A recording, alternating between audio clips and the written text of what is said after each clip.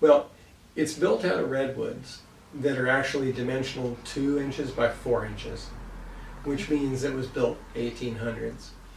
If you go and check public records, I believe it was 1870 something, where they got a permit to do something.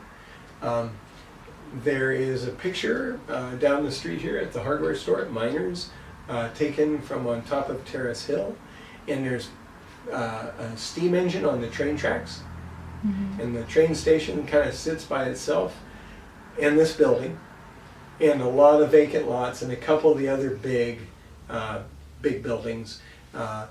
It was originally created for railroad workers. That's why there's a multi-room across the street, a multi-room, a multi-room, a multi-room. Lots of multiple dwellings right here by the train station. The train made this town great. It wasn't the mission. It was the train. This was a dead end for the railroad tracks for a long time until they built the tracks over the grade. They also had a roundhouse for repairing the trains, which meant there was all that happened at the end of the line here. Now, there's a bunch of lore that I have not been able to substantiate. I know some old people that say that this building used to be down the street, and they moved it closer to the train station by rolling it on logs. You know how you move a house? They moved it by rolling it on logs and put it here. Unsubstantiated urban legend. It's a multi-roomed house near a place where all the railroad workers are. Could it have been a brothel? Absolutely, but we don't have any proof that I can find. But yeah, it could have been a brothel at one time.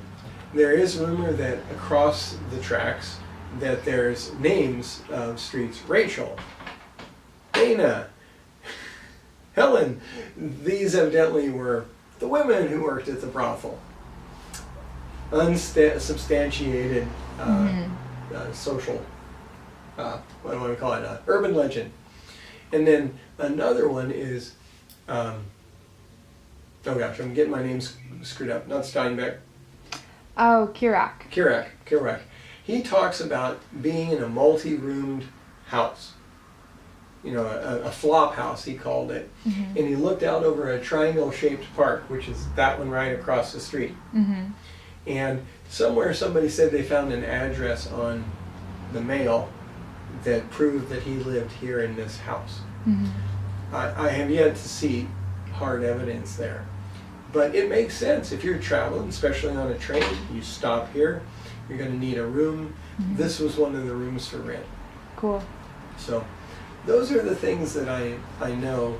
And then we just, let's see, somewhere in the early 70s, a person owned it and rented out all the rooms. And that's when the word establishment was painted on the outside. If you look in the den, you'll find a little black and white picture where there was actually a balcony on the upper floor, which disappeared somewhere in between that picture and the 70s. And then Sarah McRee bought it in 77. Cool.